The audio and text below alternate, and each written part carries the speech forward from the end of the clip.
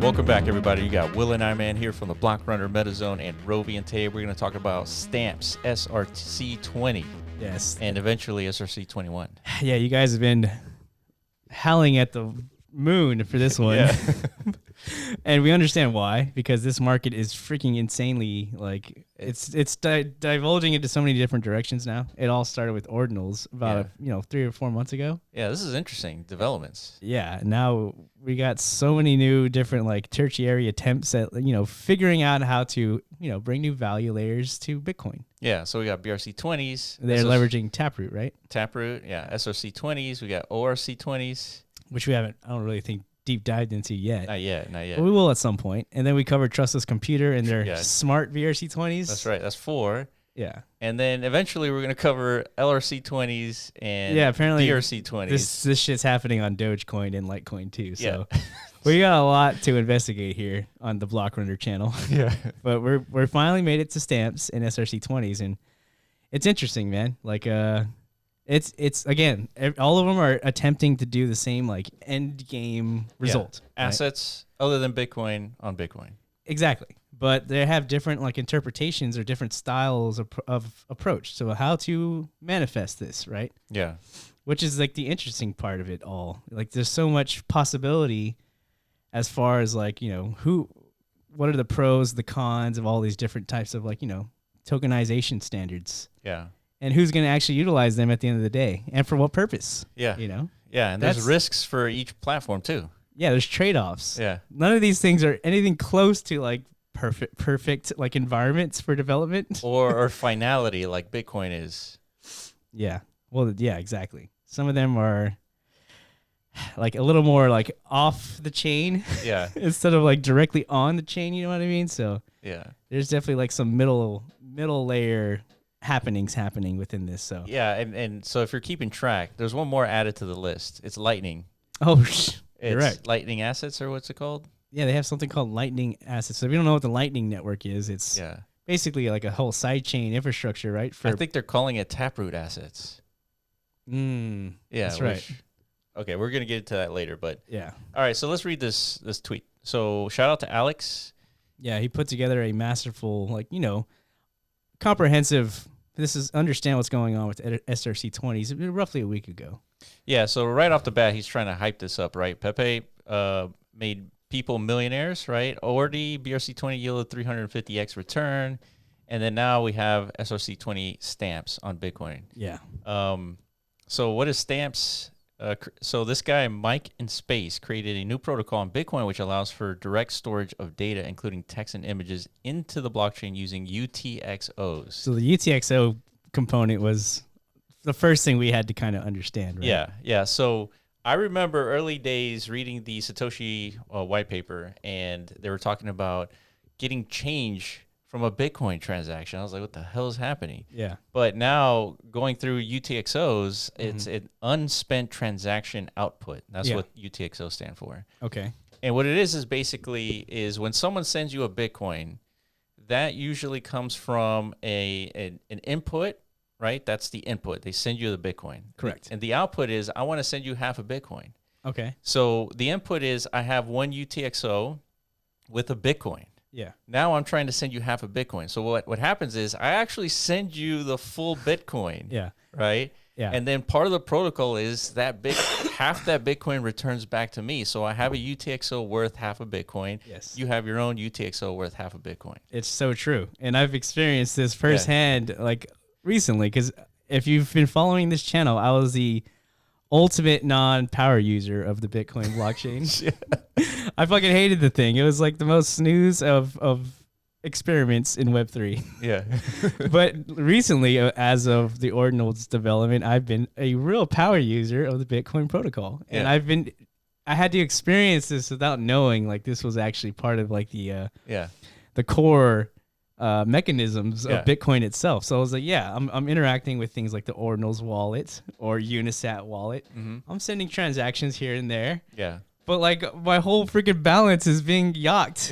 It just disappears. I'm like, what's happening? Like, is there somebody like just siphoning? Yeah, it's like these wallets are just slowly siphoning my funds. But no, apparently those are the UTXOs, right? That's right.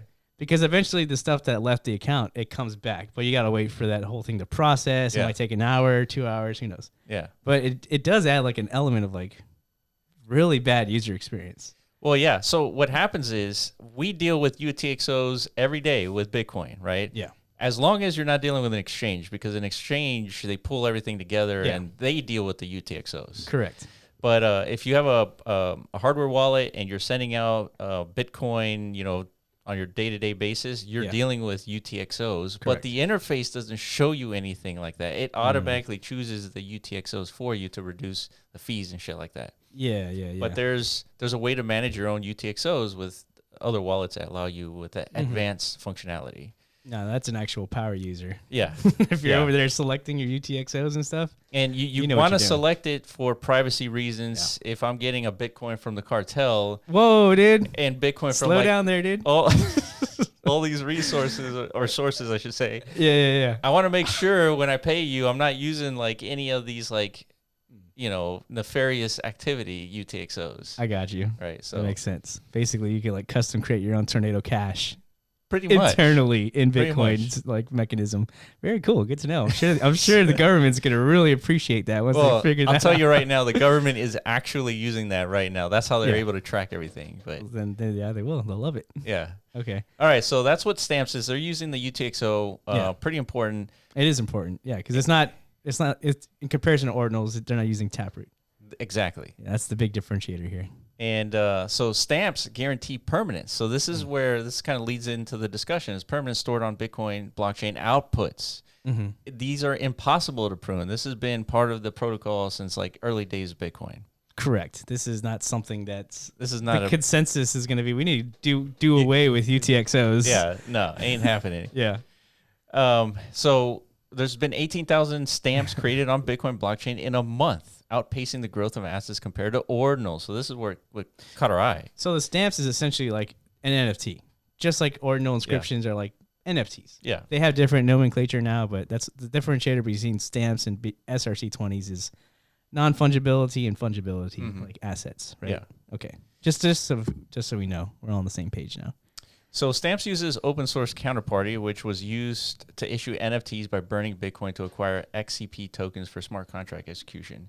Stamps eliminates the need to burn Bitcoin or use an altcoin. Instead, allows you to pay for Bitcoin transactions per normal, but add info on OP return, which is a function of Bitcoin for files under 80 bytes, or fake multi-sig addresses for files over 80 bytes. For larger files, use the bare multi-sig option. Interesting. So the difference between stamps and ordinals, Bitcoin stamps differs from ordinals and inscriptions. All three involve adding information to a transaction but serve different purposes. Ordinals can be pruned, stamps cannot. So that's the biggest thing. Yeah. Especially now with like all these like threatenings that are happening from the Bitcoin core dev community and stuff against BRC20s. But there's a trade-off, right? There's a trade-off. Stamps is more resource intensive. Stamps can be destroyed if it's tied to a UTXO set to spent. Right, so you can make a mistake and all of a sudden lose your asset. Yeah, that sucks. Yeah, so but we're gonna see here later on in this video why that might not be such a big deal anymore. Right. Yeah. Ordinals use Taproot for single signature transaction, while stamps use multi-sig. Inscriptions cheaper due to SegWit, and then here's the reason why this could be important for stamps. Yeah. The devs are sending emails to each other. Apparently, there's like a Bitcoin fucking Bilderberg group or some sort of like elitists that have the fingers on the buttons. Yeah. And like it's getting around, it's leaking that they really do want to like do some damage here. Yeah, and to paraphrase, they're basically talking about eliminating or updating Taproot to eliminate these like nefarious like use of Taproot. From their perspective. From their perspective, yes. Right. But which doesn't make sense to me. I mean, more transactions on Bitcoin, I think, is a good thing. Oh, absolutely. Even though it congests the network and all that. Yeah, I guess that's their fear, or I don't know. There's all kinds of conspiracies emerging. Shout out Chico Crypto. Like this actually does have like some sort of tie-in to like the government and the SEC. This is like a big op. Just to like make sure Bitcoin doesn't topple the US dollar. It's getting kind of crazy out there for sure. But the point of this is SRT20 is immune to all of this backlash. Yes, it is. Important.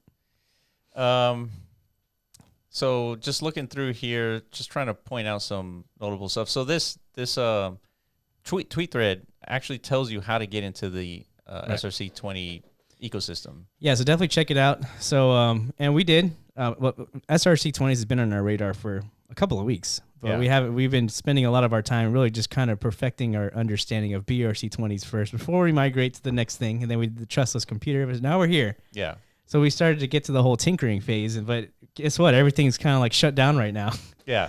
All these platforms where you're able to mint some of these first SRC20s, which is obviously where the potential value lies. Getting it early on something like this it's like getting in on the early mints of Ordi token. That's right. Which did like a 10,000x if you were able to do something like that. Yeah, yeah. So speculation arises, I would like to mint some of these very origin SRC20s if I'm able to, but the platform is closed for the moment. Yeah, so it says, please note the minting utility will be down for upgrades. See you in a few days when we introduce SRC21, a fully backwards compatible enhancement to the protocol. So yeah, I don't have it on on this, I guess, list here, but in my opinion, I'm going to speculate here. What they're doing is because they're using UTXOs, that means that anytime let's say you potentially buy 1,000 of these tokens, that could potentially be 1,000 different UTXOs. So what's the big deal, right? Now all of a sudden you have 1,000. The problem is when you try to sell 1,000 UTXOs, you got to pay per UTXO fee. Yeah. Right? So it becomes extremely expensive. Yeah. But there's a way to reduce the transaction by consolidating all those UTXOs. You basically, from your Bitcoin wallet, generate a new Bitcoin wallet, send all those assets to that one Bitcoin wallet, consolidates everything into a single UTXO, and then send it back to the original address. And you didn't use anyone else's Bitcoin address or anything like that. Right? Yeah. So you're making this prediction or assumption based on like the obvious trade-off dilemma of now you have this non-prunable asset that's appended to Bitcoin, but it's very expensive to use, inefficient as fuck. Yeah, in comparison to even inscriptions, which are already incredibly expensive, and they've already run into scaling issues, and the whole space and network is figuring out new solutions to address that. Right now, SRC20 is going to take that to a whole new level. Yeah, unless they implement some sort of upgrade like this, just to kind of consolidation. Yeah. Hopefully you're right. We don't really know. I bet you everything I'm right, dude. No way, dude. Just wait. What else could it be, though? It's like a nice, sleek little fucking... Probably just a better user interface or something, but yeah, that's the biggest takeaway. I bet you one of the things, once this update rolls out, I bet you it says reduce fees. Oh, yeah. It's like one of the things they've achieved. It's it's comparable to BRC20s. Watch. Well, that's good. That's good. Okay, so if they do this and they pull this off and this upgrade is successfully implemented, this is definitely a good sign, an indication of the ecosystem has longevity. Well, just that, and they actually have the developers who are tied into it are actually making the right decisions and pushing the protocol in a much more efficient trajectory, right? Which is going to be better for the overall UI UX expectations, and it's going to inspire more confidence to other devs to want to utilize this ecosystem, right? This is all good stuff. So obviously we don't know yet. We're going to have to wait a few days, maybe do a follow-up. Yes. Once everything is live and active again, and then but it's still worth keeping our eyes on. Yeah, for sure. The last update here is the Hiro Wallet is going to be supporting SRC20s or 21s. Yeah, so this is good. Another indication of traction, right? Yes. Whenever you're getting tertiary support from other infrastructure actors, wallets are a big one of the biggest primitives of the Web3 space. That's literally how you get started and everything. If you're getting support, this is one of the bigger wallets on Stacks, so I mean, it's something. It's some validation that there's value being created on this network, and it needs to be supported. Huh. It's funny. It's Hiro Wallet for ordinals, Bitcoin, and stamps. And probably just keeps on going. Oh, wait. And stacks. Damn, they pushed stacks to the very end, dude. Yeah. I'm pretty sure it used to be at the front, dude, for stacks. Yeah. Ordinals and stamps. I mean, stacks is pretty cool. Stacks is cool. All this stuff is cool. And like we said, this is not even half the picture of what's being done out there. Yeah. We've already covered all of these so far. Yeah. We got many more to go. But it's interesting. So Hiro Wallet, they might do some damage here because they're moving quick. Yeah. Which is good. I need to follow these guys, dude. What am I doing? There you go. So there's, I think, a tweet up here somewhere. Let's get it, just to kind of like wrap it all up. That one. Let's look at this image here, just so we can kind of know where we're at. So this is what the marketplace used to look like, probably. Actually, I think it's what it. I think this is like a snapshot of their new website. Okay. At least according to this guy, like this is a leak speculation. I don't know, but so look at the different tokens here. We have Kevin. I think that was the first one minted, right? I'm not actually entirely sure, but it's definitely minted out. So the mint progress is important here. This kind of like indicates demand for ownership. Yeah. Right. So I think Kevin is the first one because that is the name of the founder. Mm-hmm. So you would expect this market. Was it Kevin or is it Mike? Mike in space? Kevin in space, I think. No, Oh, wait, it says Mike in space. Yeah, Mike in space. Who the fuck is Kevin, dude? What the fuck? Yeah. I don't know. Well, Kevin seems to be a very popular taker because everybody's asking us about Kevin. So okay, well, yeah. To my understanding, this is the first token that was minted out, and then once we get our eyes on mint order, that doesn't matter. Just like the Ordi token was the first one. Yeah. That is the token like the market kind of like gravitate towards. Is like this is the representation of the, I don't know, the health origin of the overall ecosystem. Yeah. It's the Bitcoin of the Ordinals protocol. So whatever the first mint is, whether it's Kevin or Stamp or Bobo, I doubt it's Bobo, but it's one of these. Yeah, I mean, it has, Stamps has 1,400. Yeah, exactly. See, so It's interesting. we definitely need all this stuff to come back online so we could do much better due diligence on this stuff, right? But yeah. trust me, we'll be there once it is, and we'll start tinkering around, and then we'll do like a how to get started into this whole SRC20 space video for you guys. Yeah. Because this is exciting. This is interesting, dude. Like Yeah. I said, Bitcoin is the most thriving and entertaining chain on the planet now. I'm fully entertained. Extremely, dude. Entertainment at full torque, without a doubt. All right. So that's it for us on Stamps, SRC20 and 21. Mm-hmm. Let us know if you guys find anything that we should talk about. Definitely let us know in the comment section. Follow us on Twitter at The Block Runner, at MetaZone.io, and at RoviAI, and we will catch you in the next video. Peace.